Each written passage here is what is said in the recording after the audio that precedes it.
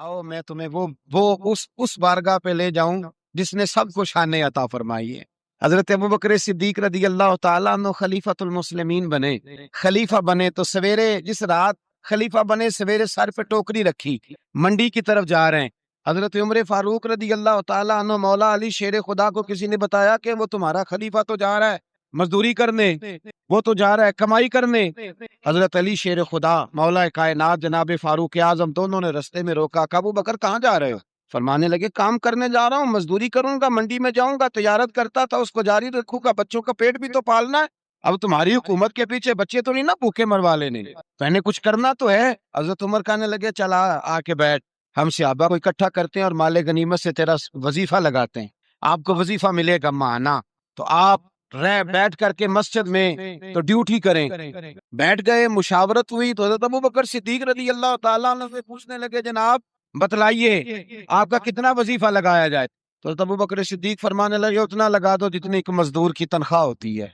तो एक सहाबी बोल के बड़े मीठे और धीमे लहजे में कहने लगे, अबू बकर अगर तेरा गुजारा ना हुआ तो, अगर तेरा गुजारा ना हुआ तो। हज़रत अबू बकर सिद्दीक फरमाने लगे, अगर मेरा गुजारा ना हुआ तो मैं मजदूरों की तनख्वाह में इजाफा कर दूंगा, अगर मजदूरों के घर जलने लगेंगे तो मेरा भी चलेगा, मैं उनकी तनख्वाहें बढ़ाऊंगा, सिर्फ अपनी। हजरत अबू बकर सिद्दीक रदी अल्लाह ताला अन्हु उन लोगों में से थे जो जमाने की नब्ज देखकर या जमाने के हालात देखकर फैसला नहीं करते थे। कुछ लोगों का मिजाज होता है, वो किसी जगह रश देखते हैं या हालात देखते हैं तो उस तरह की बात करनी शुरू कर देते हैं। हजरत अबू बकर सिद्दीक रदी अल्लाह ताला अन्हु अपने कबीले के सरदार थे, तिजारत करते थे और वसी आपका हल्का अहबाब था, और हल्का अहबाब में अमीर लोग थे। जिस तरह का इंसान खुद होता है उस तरह की उसकी दोस्ती होती है। आपके दोस्तों में शामिल है हजरत उस्मान गनी, आपका करीबी दोस्ताना था हजरत अब्दुर्रहमान इब्ने औफ से, जो सहाबा में सबसे ज्यादा अमीर है। आपके करीबी दोस्त से हजरत सईद बिन जैद, ये आपके करीब के लोग थे, हजरत तलहा बिन उबैदुल्लाह। हजरत सिद्दीक अकबर मुआशरे के अंदर एक निहायत संजीदा, समझदार, मामला फहम और मुदब्बिर शुमार किए जाते थे, ऐसा नहीं कि कोई जज्बाती फैसला करने वाला आदमी। हजरत सिद्दीक अकबर ने नबी करीम सल्लल्लाहु ताला अलैहि वसल्लम के ऐलान नबुव्वत फरमाते ही लोगों का रद्द अमल भी देख लिया था, फौरी तौर पर लोग राय क्या दे रहे हैं वो भी देख लिया था। हमारे यहाँ बहुत सारे लोगों की ज़मीर की आंखें खुल जाती हैं, शऊर की नहीं खोल, सुला देते हैं, कहते हैं अभी हालात ठीक नहीं, हालांकि ज़मीर जाग जाता है, आंखें नहीं खोलते। हजरत सिद्दीक अकबर को जब पता चल गया महबूब सच्चे हैं तो फिर उन्होंने उम्मत को ये अपने अमल से पैगाम दिया है कि ईमान, इश्क, मोहब्बत, गुलामी ये जमहूरी नहीं होती कि सारे करेंगे तो फिर मैं करूंगा। जब उनकी आंखें दिल की खुल गईं तो ज़मीर की भी खोली, और फिर लोगों को नहीं देखा वो कलमा पढ़ रहे हैं कि नहीं पढ़ रहे, वो फौरन कलमा पढ़ के मुसलमान हो। जिंदगी में शऊरी फैसले करें और जल्दी करें। हज़रत सिद्दीक अकबर की जिंदगी का पहला सबक है। सारी जिंदगी डबल माइंडेड रहना, मैं ठीक चल रहा हूँ कि नहीं चल रहा, मुझे चलना चाहिए कि नहीं चलना चाहिए, ये रास्ता ठीक है कि नहीं ठीक। भाई आप चलते रहें, जो घर से निकलता है मंजिल तक पहुंच जाया करता है। हजरत अबू बकर सिद्दीक रदी अल्लाह ताला अन्हु फौरन फैसला करने वाली शख्सियत का नाम है, और फौरन फैसलों पे अमल दरामद करने वाली शख्सियत का नाम है। और हुजूर के ऐसे फैसले भी जो लोगों के लिए समझना मुश्किल थे। हुजूर अलैहिस्सलाम चले गए हुदैबिया में, 1400-1500 सहाबा से खुद नबी करीम ने फरमाया हराम बांधो भाई उम्रा करेंगे। यहाँ किसी आदमी का वैसे थोड़ा लेट हो जाए उम्रा तो लोग पूछते हैं आप गए नहीं, खैरियत तो है। नबी करीम 1400-1500 लोगों को लेकर गए, और जब मकाम हुदैबिया पर पहुंचे तो कुफार ने रोक लिया, उन्होंने कहा हम नहीं जाने देंगे आपको। वहां सुलह लिखी गई, शराइत तय हुई, उनमें एक शर्त ये थी कि इस साल आप वापस जाएंगे, अगले साल आएंगे, बंधे हुए इहराम खोलेंगे। कौन? जो काबे के मालिक और वारिस है, खुद नबी पाक अलैहिस्सलाम। आप वापस जाए। हुजूर ने शर्त मान ली। फिर शर्त उन्होंने रख दी एक नहीं, कहा जो बंदा मुसलमान मक्के से मदीने जाएगा, मदीने वाले पनाह नहीं देंगे, वापस भेज देंगे। तो मदीने का शख्स मक्के गया तो मक्के वाले वापस नहीं भेजेंगे, शर्त बराबर की नहीं। पर हुजूर ने फरमाया मान लो, लिखो। बड़ा मुश्किल काम है इस तरह की बातें करना, ये तो दब के सुलह हो रही है। अब एक और शर्त, जब शर्तें लिखी जा रही थी तो एक और शर्त, हजरत मौला अली शेर खुदा मौला कायनात रदी अल्लाह ताला अन्हु के हाथ में कलम था, वो लिख रहे थे। जब शर्तें लिखने लगे तो उन्होंने लिखा मुहम्मद रसूलुल्लाह सल्लल्लाहु ताला अलैहि वसल्लम और कुरैश मक्का के माबैन मुआहिदा, اس پر بھی کفار بولے، انہوں نے کہا یہ بھی ہمیں قبول نہیں، آپ محمد ابن عبداللہ لکھے، محمد رسول اللہ نہیں، محمد ابن عبداللہ لکھے، یہی تو ہمارا آپ سے مسئلہ ہے معاذ اللہ، اگر ہم آپ کو رسول اللہ مان جائیں تو لائی کس بات کی؟ آپ کاٹیے۔ حضور کا حکم ماننا بڑا ضروری ہے۔ نبی پاک نے فرمایا حضرت علی سے یہ رسول اللہ کاٹ دو، مولا علی قلم چھوڑ کے پیچھے کھڑے ہو، پھر فرمایا اسے کاٹ دو، پھر پیچھے کھڑے ہو، کاٹ دو۔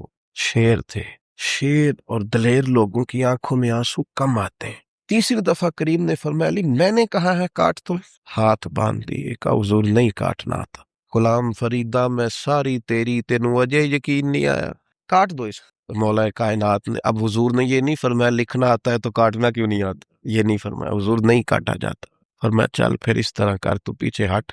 اللہ کے محبوب نے خود وہاں سے رسول اللہ کاٹ کے محمد ابن، اتنی سخت شرطیں، اتنی سخت شرطیں، اور پھر حضور نے ابھی شرط طے ہی کی تھی کہ جو مکہ مکرمہ سے آئے گا ہم اسے پناہ نہیں دیں گے، ابھی شرط طے ہوئی تھی، لکھی نہیں تھی کہ حضرت ابو جندل آ گئے، پیروں میں زنجیریں، ہاتھ بندھے ہوئے، رو کے عرض کی حضور مجھے نہ چھوڑ کے جائیے گا، بڑا مارتے ہیں، تکلیف دیتے ہیں۔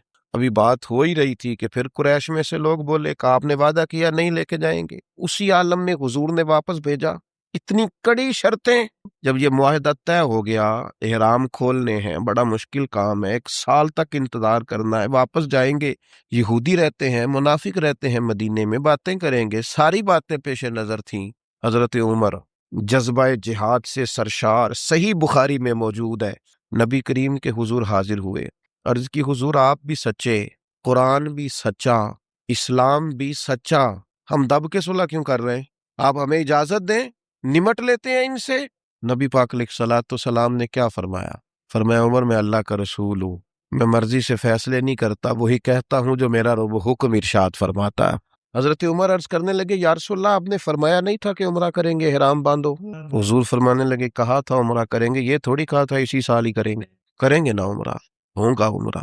حضرت فاروق اعظم کہتے ہیں میں حضور کی بارگاہ سے نکل آیا، لیکن وہ کافروں نے نبی پاک کو ان سخت شرائط میں منایا تھا، تو مجھے جذبہ جہاد، ولولہ، دبدبا اور مزاج کے اندر وہ جو بار بار میرے چیز پیدا ہو رہی تھی کہ ہم 313 تھے تو ان کے چھکے چھڑا دیے، اب تو ہم ہزاروں میں ہیں، کریم حکم تو کریں۔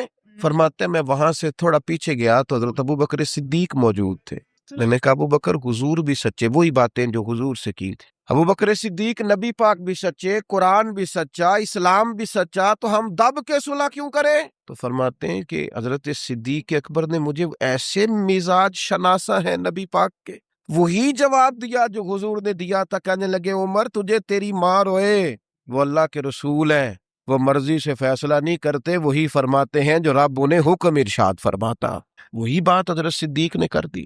ارشاد فرمانے لگے، میں نے فوراً پھر وہی جملہ دہرایا جو حضور کے سامنے، میں نے کہا ابو بکر کریم نے فرمایا نہیں تھا عمرہ کریں گے، احرام باندھو؟ حضرت صدیق اکبر کہنے لگے کہا تھا محبوب نے، فرمایا تھا، پر یہ تو نہیں نہ فرمایا تھا کہ اسی سال ہی کریں گے۔ حضرت سیدنا عمر فاروق فرماتے میں پیچھے، یہ بخاری میں موجود ہے، فرماتے میں پیچھے ہٹ گیا، تھوڑی دیر کے بعد جب میرا مزاج نارمل ہوا، طبیعت ٹھنڈی ہوئی، تو باقی تو باتیں میں نے سوچی تھیں، میں سوچنے لگا ابو بکر صدیق کا ایمان کتنا طاقتور ہے، کتنا مضبوط ہے، کتنے شناس، ایک ہوتا ہے حکم، ایک ہوتی ہے مرضی۔ کچھ لوگ کہتے ہیں جی میں نے پوچھا تھا، حضرت صاحب نے مجھے کہا تھا آپ جائیں، یہ حکم ہے بھائی، مرضی بھی تو پوچھ، مرضی کیا ہے؟ یہ جو کہ ہمارا دور دلیل کا ہے، دلیل دے دوں، ایک حکم ہوتا ہے، ایک رضا ہوتی ہے، ان میں فرق ہے۔ حضور نے فرمایا طلاق دینا جائز ہے، رضا نہیں اللہ کی، پسند نہیں اللہ، جائز ہے پر پسند، یہ فرق ہوتا ہے۔ ایک چیز یہ ہے کہ اس کی اجازت ہے، ایک یہ ہے کہ وہ پسند، ان میں فرق ہے۔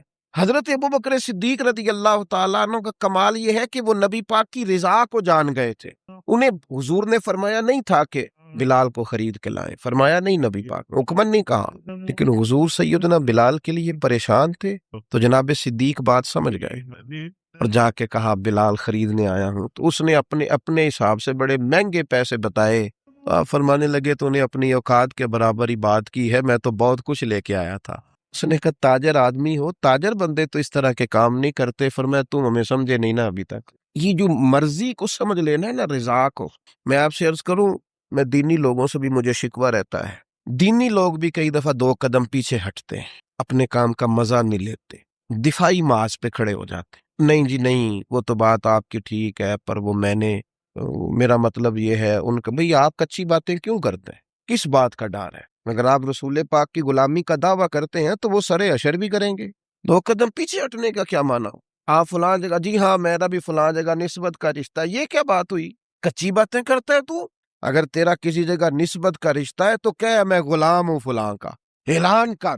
یہ کیا بات ہوئی؟ کمزور باتیں کرنا، اپنے کام کا لطف ہی نہ لینا اور پلا پڑ جانا، کمزور باتیں کرنا۔ ایک سرکاری نشست تھی، ایک دفعہ مجھے دعوت دے لی گئی، تو اس میں کچھ اور فکر کے لوگ بھی موجود تھے، تو ایک صاحب نے مجھے کہا کہ نظریاتی طور پر اب وقت آ نہیں گیا کہ کچھ چیزوں کو طے کر لیا جائے، اور میں نے کہا کسی کو گالی تو پہلے بھی نہیں دیتے، مزاج ہی نہیں ہے، برا تو پہلے بھی نہیں کہتے، اپنا کام کر رہے ہیں، نہیں اگر تھوڑی سی، میں نے کہا ایک بات بڑی پکی ہے، مضبوط ہے، ہم نے دعا مانگی ہے کہ ہماری آنے والی نسلوں میں بھی مالک وہ بچہ پیدا کرنا جو یا رسول اللہ کہنے والا ہو۔ میں وہ سنی ہوں جمیل قادری مرنے کے بعد، میرا لاشا بھی کہے گا صلاۃ و بس۔ نظریاتی کمزوری کوئی نہیں، کچی بات ہوگا قیامت۔ داتا صاحب جاتے ہیں تو میرے بھائی ہم ڈٹ کے جاتے ہیں، خواجہ اجمیر کے ہاں جاتے ہیں تو اللہ کے فضل سے ڈٹ کے جاتے ہیں، غوث اعظم جیلانی کو مرشد مانتے ہیں تو دعویٰ یہ ہے کہ خدا کے فضل سے ہم پر ہے سایہ غوث اعظم کا، اور ہمیں دونوں جہاں میں ہے سہارا غوث اعظم۔ کمزور نہیں، اپنی زندگی کو نظریاتی بنائیں، اپنی زندگی میں کچھ چیزوں کو طے کریں، اور اس رنگ میں نہ پوری طرح، یعنی کوئی دیکھ کے پوچھ لے آپ سے کہ آپ فلاں کے شاگرد ہیں، کوئی آپ کی بات سن کے پوچھ لے فلاں سے بیعت ہیں آپ کی شخصی، یعنی تیری تصویر میں وہ رنگ بھرے ہیں میں نے، لوگ دیکھیں گے تجھے پر پہچانیں گے مجھے۔ انسان کی کیفیات ہوں، یعنی اس کا انداز ہو، اس کا طور طریقہ ہو، لوگوں کو پتہ چلے کہ اس کی نسبت کس جگہ پہ ہے، کمزور کچی باتیں نہیں۔ عیسائی اس طرح کرتے تھے کہ ان کے ہاں جب کوئی بچہ پیدا ہوتا نا تو وہ بچے کو نا برتن میں زرد رنگ پانی میں ڈال کے نا تو بچے کے اوپر ڈالتے، کہتے اب یہ عیسائی ہو گیا، ہم نے اسے زرد رنگ چڑھا دیا۔ تو بعض لوگوں نے نا مسلمانوں سے پوچھا، اور میرا خیال یہ ہے کہ اس طرح کے سوالات اکثر عورتوں سے کرتی ہیں، تمہارا کون سا رنگ ہے؟ عیسائی رنگ ڈالتے تھے اپنے بچوں کو زرد رنگ، اب یہ پکا عیسائی ہو گیا ہے، تو رب کریم نے فرمایا ان سے کہو صبغت اللہ، ہم نے اللہ کا رنگ اوڑا ہے۔ یہ قرآن مجید کی آیت جو میں نے تلاوت کی، مسلمان کا رنگ کیا ہے؟ صبغت اللہ، ہم نے اللہ کا رنگ لیا ہے، ومن احسن من اللہ صبغہ، اور ان سے پوچھو اللہ کے رنگ سے سونا رنگ بھی کسی کا ہو سکتا ہے؟ یہ مسلمانوں پر جو رنگ ہے یہ اللہ، اور پوری طرح رنگ گئے اس میں، کون کون رنگے؟ تمام صحابہ، تمام اہل بیت، اس کے بعد اولیاء، صوفیاء، اتقیاء، علماء، مفسرین، محدثین، تاریخ انسانیت میں بڑے لوگ آئے جو صبغت اللہ، اللہ کے رنگ میں رنگ گئے، عقیدے مضبوط، توکل مضبوط، شکر مضبوط، صبر مضبوط، حضور کی غلامی مضبوط، کہ میرا دل کرتا ہے 2 لوگوں کے نام لوں جو پوری طور پر صبغت اللہ میں رنگ گئے۔ ایک نام انبیاء میں ہے، وہ ہے حضرت ابراہیم خلیل اللہ کا، واتخذ اللہ ابراہیم خلیلا، میں نے جناب ابراہیم علیہ السلام کو اپنا خلیل بنا لیا، اور کیسے بنایا؟ وَإِذِ ابْتَلَىٰ إِبْرَاهِيمَ رَبُّهُ بِكَلِمَاتٍ فَأَتَمَّهُنَّ قَالَ إِنِّي جَاعِلُكَ لِلنَّاسِ إِمَامًا، رب فرماتا ہے میں نے بعض باتوں میں جناب ابراہیم کو آزمایا، میں نے امتحان لیا، یاری تیری سونا تے آزمائشاں تیریاں اگ، سونا پرکھیا جامدائی پہلو نال اگاں دے لگ، اللہ فرماتے ہیں میں نے ان سے امتحان لیا، فَأَتَمَّهُنَّ، پھر امتحان لینے والا فرماتا ہے وہ میرے امتحان پہ پورے اترے۔ قَالَ إِنِّي جَاعِلُكَ لِلنَّاسِ إِمَامًا، فرمایا ابراہیم اب میں آپ کو لوگوں کا امام بنانے والا ہوں۔ حضرت ابراہیم انبیاء میں اور امت مسلمہ میں جس نے پورا رنگ پوری طرح اوڑا ہے نا اللہ کا رنگ، وہ حضرت ابوبکر صدیق، پوری طرح صبغت اللہ۔ نبی پاک علیہ السلام نے فرمایا جنتیوں کی 360 نشانیاں ہیں، کسی میں ایک بھی پائی جائے نا تو وہ جنتی ہے۔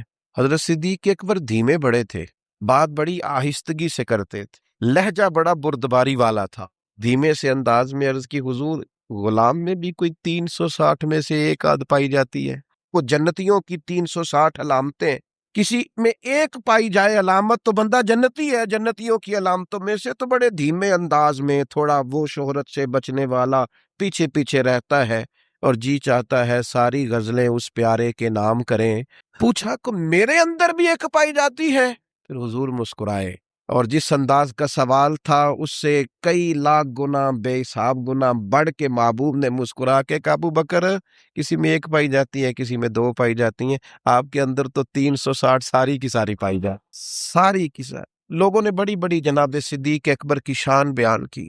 یہ جو ہم تو الحمدللہ مرید ہی مولا علی کے ہیں نا، ہمیں جو شجرہ دیا گیا ہے نا شجرہ، ہم حضرت علی کے مرید ہیں۔ ہمیں جو ہمارے بزرگوں نے شجرہ دیا ہے نا اس میں نبی پاک کے بعد مولا علی کا نام ہے ہمارے شجرہ طریقت میں۔ ہم سچی مچی کے مرید ہیں مولا علی کے، مرید ہیں شیر خدا سے، لیکن ہم اس لیے حضرت صدیق کی تعریفیں کرتے ہیں کہ ہمارے پیر مولا علی جناب صدیق کی تعریف کرتے ہیں، مولا علی شیر خدا رضی اللہ تعالیٰ عنہ تعریف کرتے ہیں۔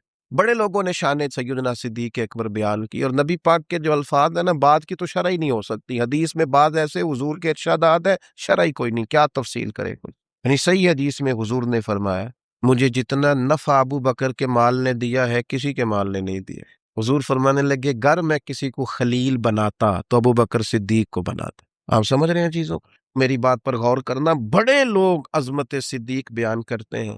ہمارے ہاں خانقاہ آل و مہار شریف ہے سیالکوٹ میں، وہاں خطیب الاسلام پیر سید فیض الحسن شاہ صاحب آل و مہاروی رحمت اللہ، ابو الکلام انہیں کہا جاتا تھا۔ گفتگو کرنے میں مہارت، سید زادے کا روب اور خون رسول کی چاشنی۔ نقشبندی اپنا سلسلہ طریقت حضرت صدیق اکبر سے شروع کرتے ہیں نبی پاک کے بعد۔ نقشبندی سلسلہ طریقت میں نبی پاک کے بعد حضرت صدیق اکبر کا نام ہے، پھر حضرت سلمان فارسی کا، اس طرح کر کے وہ اپنا شجرہ طریقت مشائخ چلاتے ہیں۔ حضرت پیر فیض الحسن شاہ صاحب رحمت اللہ علیہ چونکہ چورا شریف سے وابستہ تھے، نقشبندی سلسلے میں مرید تھے، ایک بات کرتے تھے تو وہ جن سے میں نے سنی انہوں نے بھی بڑے والہانہ انداز میں سنائی، کہنے لگے بات کرتے تھے جان نکال لیتے تھے، کہتے تھے لوگوں سنو میں سید ہوں، میری آنکھ دیکھو سچا سید ہوں۔ فرماتے تھے میری طرف دیکھو میں نے کچھ 4 کتابیں پڑھی ہیں، پڑھا لکھا سید ہوں۔ اور پھر بات کرتے تو بات میں اور وزن پیدا کرتے، کہتے اگر مجھے کہو تو میں اپنے سے لے کر مولا علی تک اپنا سارا شجرہ نسب بیان کروں، میں اپنی ماں سے لے کر سیدہ فاطمہ تک سارا شجرہ نسب بیان کروں۔ فرمایا کرتے تو سنو لوگو میں بیٹا علی کا ہوں پر مرید ابو بکر صدیق کا ہوں، اس لیے کہ میں نقشبندی سلسلہ طریقت سے ہوں، بیٹا علی کا ہوں پر مرید ابو بکر۔ یہ دیکھو کمال، یہ شان ہے سیدنا صدیق اکبر کی۔ بیاں ہو کس زبان سے مرتبہ صدیق اکبر کا، کہ محبوب خدا محبوب ہے صدیق اکبر کا، لٹایا راہ حق میں گھر کئی بار اس محبت سے، کہ لٹ لٹ کر حسن گھر بن گیا صدیق اکبر کا۔ نبی کریم نے فرمایا مسجد نبوی میں جس کا بھی دروازہ کھلتا ہے نا سارے دروازے بند کر دو، صحیح بخاری ہے، سب بند کر دو دروازے، ابو بکر صدیق کا دروازہ نہ بند کرنا۔ آج بھی کسی بھی زمانے میں مسجد نبوی کے سب دروازے بند کیے جا سکتے ہیں، لیکن جس کے باہر لکھا ہے نا باب ابی بکر صدیق، وہ دروازہ کبھی بند نہیں ہوتا، کیونکہ اس دروازے کو مدینے والے محبوب نے کھلوایا ہے، وہ ہمیشہ چمکتا ہے۔ لوگ شرارتیں کرتے ہیں اور انسانی طبیعت ہوتی ہے کہ شرارت کی طرف جلدی مائل ہوتی ہے۔ کوئی اپنا قد اونچا کرنے کے لیے بعض اوقات کسی بڑے آدمی کے خلاف بات کرتا ہے تو لوگ اسے بھی غور سے سنتے ہیں، یہ بھی ایک طریقہ ہوتا ہے شہرت حاصل کرنے کا۔ کہ جب بھی آپ کو کوئی شخص نظر آئے نا صحابہ میں سے اہل بیت میں سے کسی کے بارے میں کچی بات کرتا تو سمجھو بیچارہ کمزور ہے، یہ بیچارہ نہ کسی نفسیاتی الجھن کا شکار ہے، اپنا قد اونچا کرنے کے لیے کسی بڑے کے بارے میں بات کرنا ہے۔ اس طرح قد اونچے نہیں ہوتے۔ کبھی ایسے لوگ بہت سارے لوگ ایسے ہیں جن کی کوئی حیثیت ہی نہیں بیچاروں کی، میں ان سے کہتا ہوں ہمیں نا اپنی اوقات میں رہنا چاہیے۔ اوقات سے اونچی بات ہمارے دادا شیخ تھے حضرت مولانا مصطفیٰ رضا خان صاحب رحمت، ان سے کسی نے حضور کی 4 بیٹیوں کے نام پوچھے تو حضرت اٹھ کے اندر چلے گئے۔ اس نے اعتراض کیا دیکھو کتاب دیکھنے چلے گئے، کتنے بڑے مفتی ہیں اور بیٹیوں کے نام یاد۔ حضرت واپس آئے تو داڑھی سے پانی کے قطرے گر رہے تھے، فرمانے لگے وضو کرنے گیا تھا، میں نے حضور کی بیٹیوں کے نام کبھی بغیر وضو زبان سے ادا نہیں کی۔ اپنا قد دیکھیں اور اس قد میں رہیں، اپنے قد سے اونچی کبھی کوئی بات نہ کریں، کبھی کمزور نہ پڑیں۔ اور میں آپ کو بطور نصیحت بات کرتا ہوں اپنے سنگیوں کو، جہاں دینی لوگوں پر بحث ہو رہی ہو نا، کسی جگہ بھی کوئی کسی صحابی کے بارے میں اہل کسی قسم کی کوئی بحث کوئی بندہ بھی چھیڑے، اپنے کان پوری طرح بند کر لیں، اور ایسے کسی آدمی کی کسی شرارت کا شکار قطعاً نہیں ہونا۔ یہ بڑا خوفناک منظر ہے، کفر اگر کبھی ہم سے پوچھے گا تو ہم یہ بتائیں گے کہ قرون اولیٰ کے لوگ بھی لڑتے رہے تھے، کوئی زمانہ ٹھیک ہی نہیں رہا تھا، کیا جواب دیں گے آپ دنیا کو؟ اس لیے بڑوں کے معاملات کے اندر الجھنے کی ضرورت، بڑے تھے، بڑوں کی باتیں بڑی ہوتی، اس لیے اپنی زندگی میں جناب ابو بکر صدیق سے 3 باتیں سیکھ لیں۔ ایک تو انہوں نے وفا کر کے دکھائی ہر جگہ، اور دوسری بات یہ ہے کہ حضور کی رضا جس چیز میں تھی انہوں نے اپنے آپ کو اس چیز کا عادی بنایا، اور تیسری اہم اور نتیجہ خیز بات یہ تھی کہ دین کی امانت کو بطور امانت لیا ہے تو اسے امانت ہی سمجھا۔ ان کے اپنے بیٹے جوان تھے، صحابی تھے، 4 نسلیں صحابی ہیں جناب صدیق، اور جناب عمر سے ویسے ان کی زندگی میں بنی نہیں، مقابلہ ہی رہا۔ حضرت عمر بھی کہتے ہیں میں ساری زندگی آگے گزرنے کی کوشش کرتا رہا، آپ کو ایسا نہیں ملے گا کبھی بھی کہ بڑا ان کا کوئی قریبی اکٹھے آنا جانا تھا، ایسا نہیں تھا، لیکن جب وہ وصال کر رہے تھے تو انہوں نے کہا میرے بعد امیر عمر فاروق ہوں گے، تو لوگوں نے شکوہ کر کے کہا کتنے سخت آدمی کو بنا کے جا رہے۔ آپ نے فرمایا رب پوچھے گا نا ابو بکر سے، اور وہاں جو آپ کے جملے ہیں وہ بڑے شاندار ہیں۔ آپ فرمانے لگے میں دنیا سے جا رہا ہوں، اس وقت تو اس عالم میں تو بڑا جھوٹا آدمی بھی سچ بولنے لگتا، اور میں تو ہوں ہی صدیق۔ فرمانے لگے رب کریم اگر مجھ سے پوچھے گا نا کس کو محبوب کی امت کا نگران بنا کے آئے ہو، تو میں عرض کروں گا مالک جو تیرے محبوب کی امت میں سب سے بہترین آدمی تھا اسے بنا کے آیا۔ اور پھر حضرت عمر نے بھی اس کو نبھایا، ان تؤدوا الامانات الی اہلھا، امانتیں اہلوں کے حوالے کرو، نا اہلوں کے حوالے نہ کرو۔ حضرت عمر رضی اللہ تعالیٰ عنہ سے کہا گیا آپ کا اپنا بیٹا بھی تو نیک ہے نا، اسے بنا دیں۔ آپ فرمانے لگے بنانے کی بات دور کی رہی، میرا بیٹا خلافت کے مشورے میں بھی شامل نہیں ہو، حالانکہ حضور نے فرمایا تھا ان کے بیٹے کے لیے راجل صالح، تیرا بیٹا نیک آدمی، تو میں مشورے میں بھی شامل کیوں؟ اور میں اس نے تو ایام طہر میں اپنی بیوی کو طلاق دے دی تھی، جسے بیوی کو طلاق دینے کا طریقہ نہیں آتا اسے مسلمانوں کا نگران بنا دو۔ لیکن تاریخ لکھنے والے اور قوموں کے حالات قلم بند کرنے والے اور لوگوں کو ادب کا، عشق کا، وفا کا پیغام دینے والے جب بھی قلم اٹھاتے ہیں نا اور وفا کی وہ حد تک جانے لگتے ہیں تو انہیں سب سے پہلے جو نام نظر آتا ہے وہ حضرت ابو بکر صدیق کا ہے۔ وفا بھی ختم ہے، ادب بھی ختم ہے، عشق بھی ختم ہے۔ کوئی دنیا کی تاریخ جس میں ادب لکھا جائے گا وہ محتاج رہے گی کہ اسے خیرات صرف حضرت صدیق اکبر کے دروازے سے ملے گی۔ وفاداری ہو، ادب ہو، عشق ہو، جانثاری ہو، یہ لوگ بڑا کچھ دیکھ داکھ کے چلتے ہیں، لیکن اقبال جیسے لوگ کہنے لگے جس بندے نے ختم کر دی ہے نا بات، ختم بس کر دی کہ اس سے آگے ہماری کائنات ختم ہو جاتی ہے، بس وہ جناب صدیق اکبر کی ذات ہے۔ انہوں نے لوگوں کو بتایا کہ ہماری دنیا شروع بھی مدینے والے محبوب کے قدموں سے ہوتی ہے اور ختم بھی مدینے والے محبوب کے قدموں سے۔ صدیق کے لیے ہے خدا کا رسول اور بس، ختم ہو گئی بات۔ تو حضرت ابو بکر صدیق رضی اللہ تعالیٰ عنہ کی زندگی کو پڑھنا، ان کے احوال کو جاننا، ادب والے لوگوں کے لیے، عشق والے لوگوں کے لیے، اتباع والے لوگوں کے لیے، سید عالم میرے پیارے حبیب صلی اللہ علیہ وسلم کے نقش قدم چلنے والے لوگوں کے لیے بڑا ہی ضروری ہے۔ وہ جتنی دیر تک حضرت صدیق اکبر رضی اللہ تعالیٰ عنہ کو پڑھیں گے نہیں، سمجھیں گے نہیں، اتنی دیر تک پتہ نہیں چلے گا کہ حضور کا ادب کیسے کرنا ہے، حضور کی اتباع کیسے کرنی اور محبوب سے محبت کیسے کرنی۔ یہ ضروری کام ہے۔ قرآن مجید فرقان حمید میں اللہ کریم نے ارشاد فرمایا، سورہ لقمان کے اندر فرمایا وَاتَّبِعْ سَبِيلَ مَنْ أَنَابَ إِلَيَّ، فرمایا کہ اس کے رستے پہ چلو، اس کی راہ پہ چلو جو میری طرف رجوع لایا ہے، جس نے میری طرف رجوع کیا اس کے پیچھے چلو۔ علامہ سید محمود آلوسی رحمۃ اللہ علیہ صاحب تفسیر روح المعانی فرماتے کہ یہ آیت تب نازل ہوئی تھی جب جناب صدیق اکبر نے کلمہ پڑھا تھا۔ آدمی جس لیول کا ہوتا ہے اس کی دوستیاں بھی اسی طرح کی ہوتی ہیں، اور جب کوئی بڑا آدمی کسی دینی، اسلامی، روحانی زندگی کو اپناتا ہے تو اس کے پیچھے چلنے والے بھی وہ زندگی اپنا لیتے ہیں۔ اسی لیے کہا گیا کہ لوگ اپنے سرداروں کے مذہب پہ ہوتے ہیں۔ حضرت سیدنا ابو بکر صدیق رضی اللہ تعالیٰ عنہ نے کلمہ پڑھا تو صاحب تفسیر روح المعانی ارشاد فرماتے ہیں کہ یہ بڑے گہرے دوست تھے حضرت ابو بکر صدیق کے، جو تاجر تھے نا بڑے بڑے مکے کے، چونکہ جناب صدیق اکبر بھی تاجر تھے، جو تاجر سارے دوست تھے حضرت صدیق اکبر کے۔ کون کون؟ حضرت سیدنا عبد الرحمن ابن عوف رضی اللہ تعالیٰ عنہ، حضرت عثمان غنی رضی اللہ تعالیٰ عنہ، حضرت زبیر بن عوام رضی اللہ تعالیٰ عنہ، حضرت طلحہ بن عبید اللہ رضی اللہ تعالیٰ، یہ سارے لوگ حضرت صدیق اکبر رضی اللہ تعالیٰ عنہ کے دوست تھے۔ حضرت سعید بن زید رضی اللہ تعالیٰ عنہ، یہ سارے لوگ تاجر تھے۔ تو جب پتہ چلا نا کہ ایک بڑے تاجر نے، حضرت ابو بکر صدیق رضی اللہ تعالیٰ عنہ نے کلمہ پڑھ لیا ہے، تو یہ خبر جنگل کی آگ کی طرح پھیل گئی۔ ہر آدمی تک بات پہنچ گئی، ہر شخص نے اس بات کو سن لیا۔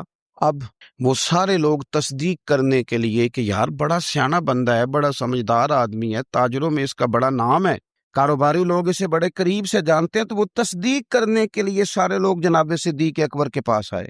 حضرت صدیق اکبر سے تصدیق اس طرح کی سنی، اس طرح کی تصدیق سنی، اس طرح کی تصدیق سنی کہ پھر سارے ہی مدینے والے محبوب کا کلمہ پڑھ گئے، حضور کا کلمہ پڑھ گئے، بس تصدیق کرنے آئے، تصدیق کرنے آئے حضور سے۔ اور نبی پاک صلی اللہ تعالیٰ تیریاں ویکھ کے اداواں تے میں مرید ہی ہو گئی۔ پھر وہ سارے حضور سید عالم آئے تھے تصدیق کرنے، سودا لینے کے لیے بازار گئے ہم، پر ہاتھ اس کے بکے جس کے خریدار گئے ہم۔ تو وہ نا حضور کی غلامی میں آ گئے۔ تو سمجھ لیں اس بات کو اور اس پر غور کر لیں کہ نبی پاک علیہ الصلوۃ والسلام کے اس غلام کا یہ حال ہے کہ یہ کلمہ پڑھیں تو مکے کے بڑے بڑے تاجروں میں انقلاب برپا کر دیں۔ اتنا اثر ہوا باقی لوگوں پہ کہ وہ تصدیق کرنے آئے تھے، تصدیق کرنے، اور ایسی تصدیق انہوں نے کی، ایسی تصدیق کی کہ پھر ساری زندگی مدینے والے محبوب کے گن گا کے گزار دے، ساری زندگی حضور سید عالم صلی اللہ علیہ وسلم۔ حضرت ابوبکر صدیق رضی اللہ تعالیٰ عنہ نے اپنی مقدس زندگی کے اندر نبی کریم صلی اللہ علیہ وسلم کی بارگاہ میں وقت گزارا۔ آپ مختلف مقامات پر قرآن مجید کو دیکھیں گے تو حضرت صدیق اکبر رضی اللہ تعالیٰ عنہ کی مختلف شانیں آپ کو قرآن حکیم میں نظر آئیں گی۔ اللہ کریم نے قرآن مجید میں ارشاد فرمایا سورہ بقرہ میں کہ الذین ينفقون اموالهم باللیل والنہار سرا وعلانیہ، فرمایا کچھ لوگ ایسے ہیں جو اللہ کے راستے میں خرچ کرتے ہیں، اعلانیہ بھی اور چھپا کر بھی۔ اور وہ کس طرح خرچ کرتے ہیں؟ رات کو بھی خرچ کرتے ہیں اور دن کو بھی خرچ کرتے ہیں، اعلانیہ بھی، چھپا کے بھی، دن کو بھی، رات کو بھی۔ تو یا اللہ ملے گا کیا؟ فرمایا فَلَهُمْ أَجْرُهُمْ عِنْدَ رَبِّهِمْ، ان کا اجر ان کے رب کے پاس ہے، وہ اللہ کے پاس ہے، اور راز ہے، ان کا اجر ان کے رب کے پاس ہے، ان پر نہ کوئی خوف ہوگا نہ وہ غمگین ہوں گے۔ یہ وہ لوگ ہیں جو رات کو بھی خرچ کرتے ہیں، دن کو بھی خرچ کرتے ہیں، اعلانیہ بھی خرچ کرتے ہیں، چھپا کے بھی خرچ کرتے ہیں۔ تفسیر روح المعانی ہی کو آپ دیکھ لیں تو علامہ سید محمود علوسی اندلسی رحمۃ اللہ علیہ فرماتے ہیں کہ حضرت صدیق اکبر کا ایک دفعہ خرچ تو ہمیشہ کرتے رہتے تھے، ایک دفعہ ارادہ بن گیا، اس آیت کے شان نزول میں لکھتے ہیں ایک دفعہ ارادہ بن گیا کہ میں نے 40,000 دینار خرچ کرنے اللہ کی بارگاہ، اور کرنے اس طرح ہے کہ دن کو بھی خرچ کرنے، اور اگر کوئی آدمی رات کو لینا چاہے تو اسے یہ نہ محسوس ہو کہ یہ تو صرف اجالے میں دینے والے ہیں، اگر کوئی رات کی تنہائی میں لینے آئے گا تو اسے بھی دیں گے، خرچ کریں گے اللہ کے راستے میں۔ اور 10,000 دینار، 40,000 کل دینے تھے، 10 خرچ کیے دن کو، 10 خرچ کیے رات کو، 10 اس وقت خرچ کیے جب ساری دنیا، اعلان ہوتا ہے نا چندے کا تو سارے دے رہے ہوتے ہیں، 10 اس وقت خرچ کر دیا 10,000 دینار، اور پھر 10 چھپا کے خرچ کیا، 10 چھپا کے بھی خرچ کیا، یعنی اس وقت بیچ مجمع کے بھی دینا بعضوں کا بہتر ہوتا ہے کہ دوسروں کو بھی رغبت ہوتی ہے، کیونکہ ایک بندہ اگر کہیں خرچ کرتا ہے تو پھر دوسرے بھی دیکھ کے خرچ کرتے ہیں، تو جب سب دے رہے تھے تب بھی دیا، اور جب کوئی نہیں دے رہا تھا تو تب بھی دیا، اور دن کو بھی دیا اور رات کو بھی دیا، تو رب کریم نے پھر اس کا ذکر قرآن مجید میں فرما دیا۔ تو حضرت ابوبکر صدیق رضی اللہ تعالیٰ عنہ کی حیات مبارکہ کو آپ پڑھیں، اس پر آپ غور کریں، ایک مقام نہیں درجنوں مقامات آپ کو ایسے ملیں گے۔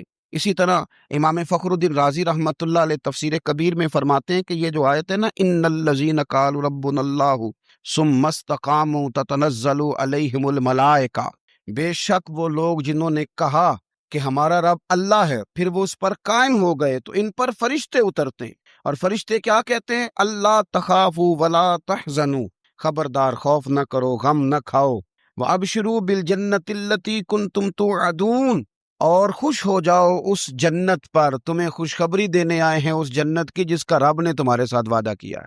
تو امام راضی کہتے ہیں یہ جو کہا نا کہ وہ لوگ جنہوں نے کہا اللہ ہمارا رب ہے، پھر وہ ڈٹ گئے، پھر ان پر فرشتے اترے اور فرشتے خوشخبری دینے کے لیے اترے، فرمایا یہ بھی حضرت ابوبکر صدیق کی شان میں نازل ہوئی ہے، اس لیے کہ حضرت صدیق اکبر نے اس وقت کلمہ پڑھا تھا جب کوئی اور کلمہ نہیں پڑھتا تھا، پہلے مسلمان حضرت صدیق اکبر آزاد مردوں میں سے پہلے مسلمان، آپ نے کلمہ پڑھا، رش دیکھ کے تو بھائی عام جگہ پہ بھی بڑے لوگ آ جاتے ہیں، لیکن تنہائیوں میں، ابتدا میں، بالکل شروع میں جس ہستی نے صرف جلوہ والضحیٰ دیکھا، آج لوگ بڑے جمہوریت پسند ہیں کہ ساری دنیا جدھر جائے گی ہم نے ادھر جانا ہے، جدھر رش زیادہ ہوگا اس وقت ہم چلیں گے، لیکن حضرت ابوبکر صدیق رضی اللہ تعالیٰ عنہ اس وقت کلمہ پڑھا جب اسلام پر تنہائیاں تھیں، غربتوں کا دور تھا، انہوں نے یہ نہیں دیکھا کہ ساری دنیا کدھر ہے، انہوں نے یہ دیکھا کہ میرے محبوب کی رضا کدھر ہے، اور پھر اس پر انہوں نے تکلیفیں برداشت کی۔ تکلیفیں پلیٹ میں رکھ کے نہیں غلامی مل جایا کرتی، تکلیفیں برداشت کی، مار بھی کھائی، مال بھی دیا، تکلیف بھی سہی، تانے بھی سہے، باتیں بھی سنی، قبیلے کے اندر سے بھی مخالفت ہوئی، باہر سے بھی مخالفت ہوئی، وہ ڈٹے رہے۔ تو آپ فرماتے جب یہ ڈٹ گئے نا تو پھر میں نے بھی ان کی مدد کے لیے فرشتے نازل کر دی۔ پھر اللہ تبارک و تعالیٰ نے انہیں کوئی لاوارث نہیں چھوڑا، پھر ان کی مدد اللہ نے اپنے فضل سے فرمائی۔ تو حضرت صدیق اکبر رضی اللہ تعالیٰ عنہ کی مقدس حیات مبارکہ، اس پر بے شمار فضائل میں آپ کو احادیث ملیں گی، بے شمار آپ کو آیات بینات ملیں گی۔ سمجھنے کی چیز یہ ہے کہ ان کی زندگی کو دیکھا جائے، پڑھا جائے۔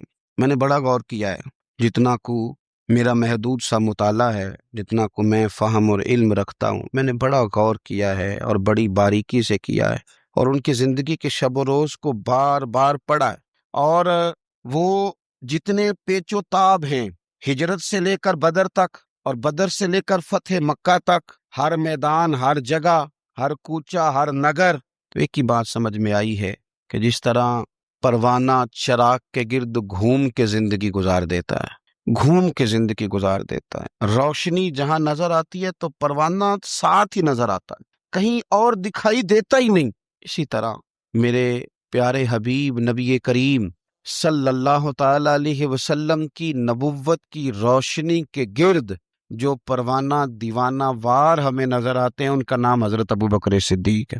حضور کی رضا کو پا لینا، حضور کیا چاہتے ہیں اس چاہت کے مطابق کوشش کرنا۔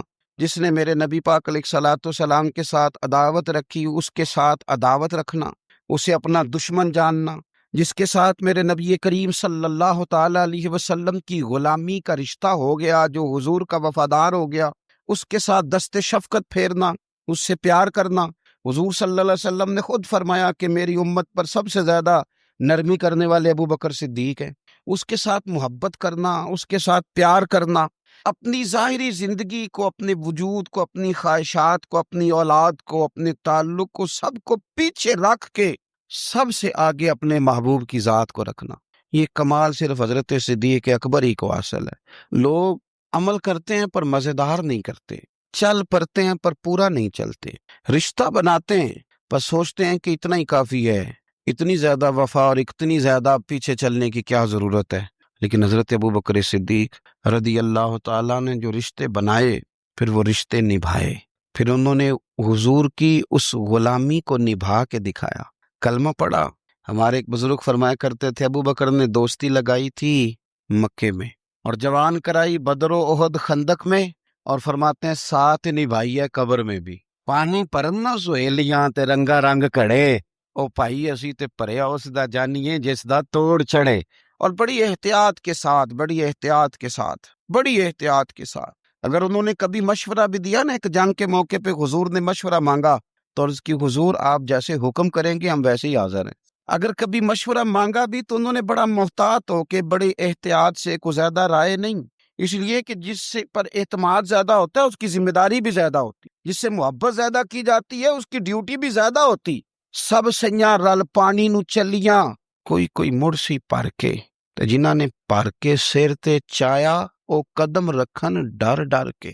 انہیں پتہ تھا مجھ پر اعتماد زیادہ ہے، تو ان کی ذمہ داریاں، اس کا انہیں احساس، وہ ہر جگہ یار بات کو سمجھو نا، اگر مدینے میں کچھ جنازہ ہے تو ابوبکر صدیق اس میں بھی پہلے نظر آتے، اگر مریض کی عیادت کرنی ہے تو صدیق اکبر اس میں بھی پہلے نظر آتے ہیں، اگر کسی جگہ کسی غریب کی مسکین کی خدمت کرنی ہے تو صدیق اکبر وہاں بھی پہلے نظر آتے ہیں، اور میرے مدینے والے محبوب نماز پڑھانے کے لیے کھڑے ہوتے ہیں تو صف میں بھی پہلے نظر آتے ہیں۔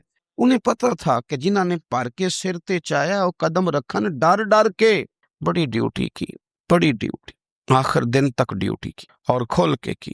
اور حضور سید عالم صلی اللہ تعالی علیہ وسلم کے وصال ظاہری کے بعد بھی حضور کے دین سے، حضور کی اولاد سے، حضور کے صحابہ سے، نبی کریم صلی اللہ تعالی علیہ وسلم کے مشن سے انہوں نے وفاداری والی ڈیوٹی کی۔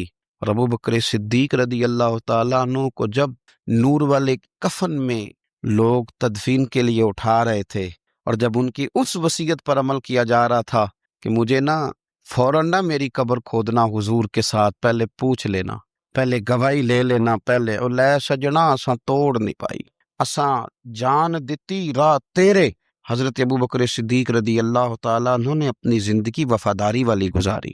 دعا کریں ہم نے بھی جہاں لگائی ہے نا ہماری نبھ جائے، ہمارا نہ کسی جگہ کوئی ایسا معاملہ نہ بن جائے، ہم نہ نبھانے کے قابل ہو جائیں، کچھ ایسا نہ ہو جائے کہ جس میں معاملہ تکلیف والا ہو، ہم نہ طے کر جائیں۔ بڑی بڑی آندھیاں آتی ہیں، بڑے بڑے طوفان اٹھتے ہیں، بڑے بڑے دھوپ چھاؤں کے معاملات ہوتے ہیں۔ دعا کرو کہ جہاں جہاں ہم پر اعتماد کیا جاتا ہے، پیار کیا جاتا ہے، ہم اسے نبھا سکیں۔ میرے رسول کریم صلی اللہ تعالی علیہ وآلہ وسلم کے اس غلام نے ڈیوٹی اس ترتیب سے دی کہ مشکات میں حدیث ہے، ذرا انداز دیکھیے گا اس روایت کا، ان کی نیکیاں کس طرح گنی جائیں۔ یعنی حضرت ابوبکر صدیق رضی اللہ تعالیٰ عنہ کی عظمت شروع کہاں سے کی جائے، اس عظمت کے لیے عنوان کہاں باندھا جائے، ان کی زندگی کا کون سا پہلو ہے جس کا تذکرہ چھیڑا جائے، اور ان کی وفا کا ذکر کیا جائے، ان کی اتباع کا ذکر کیا جائے، ان کی غلامی کا ذکر کیا جائے، ان کے فنا فی الرسول صلی اللہ علیہ وسلم ہونے کا ذکر کیا جائے، کہاں سے بات شروع کی جائے۔ میں نے تفسیر روح البیان دیکھ رہا تھا، یعنی کچھ باتیں ایسی ہیں کہ یہ موقع نہیں تھا یار، یہاں یہ والی باتیں تو نہیں نہ ہوتی۔ یعنی اماں جب لاڈ سے پتر سے بات کرتی ہے تو روٹین میں کرتی ہے نا، گھر میں بیٹھے کتنا پیارا ہے میرا بیٹا، میرا پتر بڑا بیبا ہے، وہ گھر میں لاڈ سے بات کرتی ہے۔ جب وہ سفر پہ انسان جا رہا ہو یا کوئی ایمرجنسی حالات ہوں تو اس موقع پر لاڈ کی باتیں نہیں ہوتی، اس موقع پر بڑی میٹھی، بڑی شستہ، بڑی الگ تھلگ باتیں نہیں ہوتی۔ علامہ اسماعیل حقی رحمۃ اللہ علیہ تفسیر روح البیان کے اندر فرماتے ہیں کہ جنگ بدر کے اندر نا حضرت ابوبکر صدیق رضی اللہ تعالیٰ عنہ کے صاحبزادے، وہ پہلے بھی آپ نے سنا ہوا ہے، بڑی معروف بات ہے کہ وہ کافروں کی طرف سے آئے تھے لڑنے کے لیے، ابھی کلمہ نہیں پڑھتے تھے، بعد میں اللہ نے توفیق دی وہ بھی مسلمان ہو گئے۔ وہ کافروں کی طرف سے جب آئے انہوں نے للکارا انہوں نے، تو حضرت صدیق اکبر نے نا جلدی سے تلوار اٹھائی اور اٹھنے لگے، کہا یا رسول اللہ مجھے اجازت دے میں اس کی گردن کاٹ کے لاؤں۔ تو حضور نے فرمایا ابوبکر آپ بیٹھ جائیے۔ حضور وہ للکار رہے ہیں، اس طرح والد کو غصہ زیادہ نہیں ہوتا بچے کی کسی غلطی پر، تو کہا حضور میں نے جانا ہے، ابھی اس کی گردن کاٹ کے لاتا ہوں۔ فرمایا ابوبکر بیٹھ جائیے۔ حضرت صدیق اکبر کی طبیعت کے اندر جب حضور نے وہ جلال دیکھا اور خیال دیکھا کہ اب تو یہ جانا ہی چاہ رہے ہیں، تو حضور نے پھر کیا انداز اختیار کیا، نبی کریم علیہ السلام نے فرمایا ابوبکر بیٹھ جا، تیری ابھی بڑی ضرورت ہے، فرمایا تیری وجہ سے ابھی ہم نے بڑے نفع اٹھانے۔ اور پھر حضور نے فرمایا ابوبکر جس طرح میرے لیے میری آنکھیں اور میرے کان ہے نا، جس طرح میرے لیے میری آنکھیں اور میرے کان ہے، اسی طرح ابوبکر تو بھی میرے لیے یہی حیثیت رکھتا ہے۔ جس طرح بندہ آنکھوں سے دیکھتا ہے، کانوں سے سنتا ہے، اللہ کرے آپ کو سمجھ آئے، آنکھوں سے دیکھتا ہے اور کانوں سے سنتا ہے، فرمایا ابوبکر تو میرے لیے اسی طرح ہی ہے، گویا میں تیری صورت میں ہی تو دنیا کو دیکھتا ہوں۔